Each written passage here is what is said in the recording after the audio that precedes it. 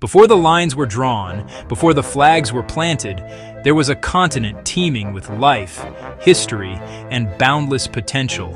A mosaic of powerful empires, sophisticated kingdoms, and autonomous communities, each with its own rich tapestry of culture and tradition. Great caravans traversed ancient trade routes, carrying not just salt and gold, but ideas and knowledge.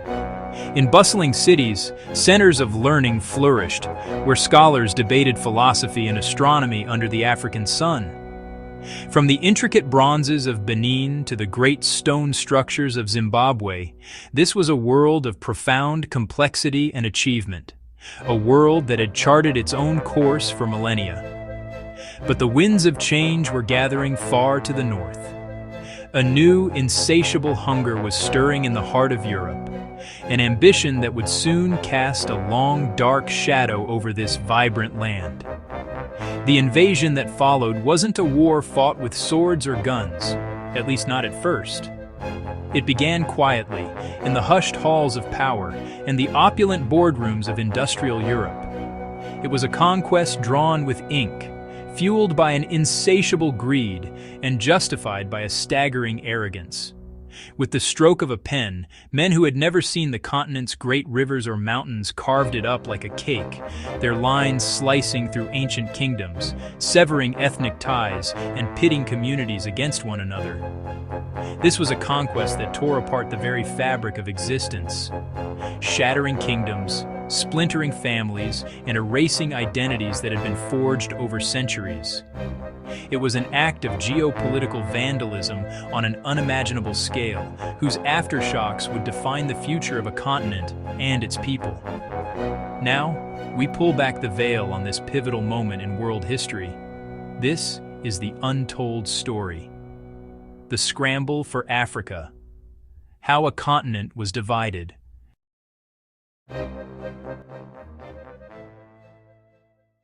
Long before European ships touched African shores, this land was not empty.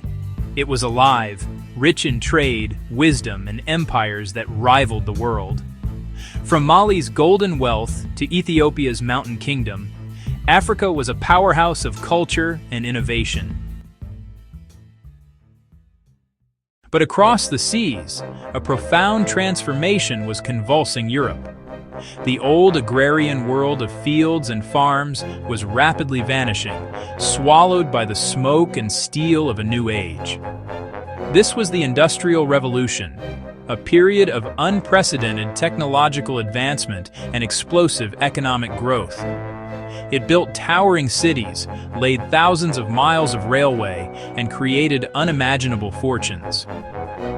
Yet this progress was powered by an engine of insatiable consumption. The factories, the machines, the very financial systems propping up this new world order had a voracious, unending appetite.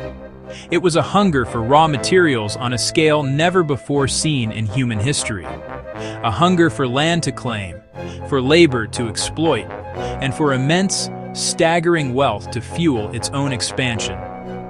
This new industrial monster, born in the heart of Europe, began to cast its gaze outward, searching for new territories to devour. To feed it, European powers looked south, toward the vast, diverse, and rich continent of Africa. Every gear turning in a Manchester textile mill, lubricated with palm oil from West Africa, increased the demand. Every new automobile rolling off a production line in Paris or Berlin, fitted with rubber tires sourced from the Congo basin, intensified the pressure. The continent was seen as a treasure chest waiting to be unlocked. What they saw wasn't a continent of complex societies, ancient kingdoms, and vibrant cultures. Through the cold, calculating lens of empire, they saw only a collection of commodities.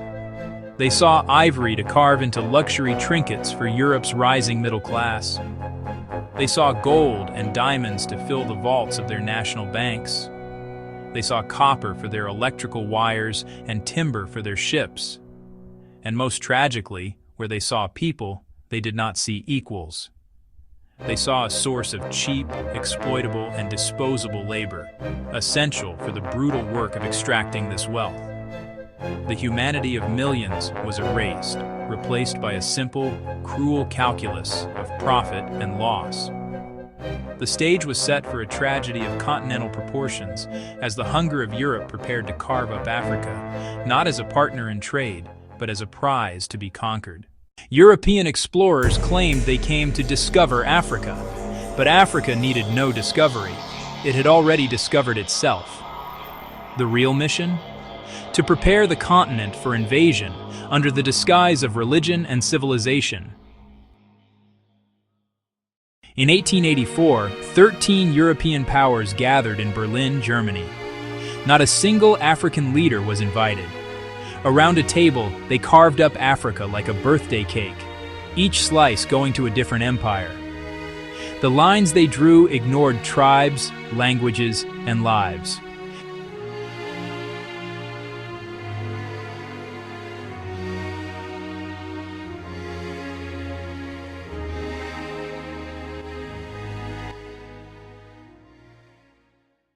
The race was on. Britain wanted land from Cairo to Cape Town. France spread across West Africa. Belgium, under King Leopold II, claimed the Congo and unleashed one of history's worst atrocities. Millions of Africans died, enslaved in their own homeland.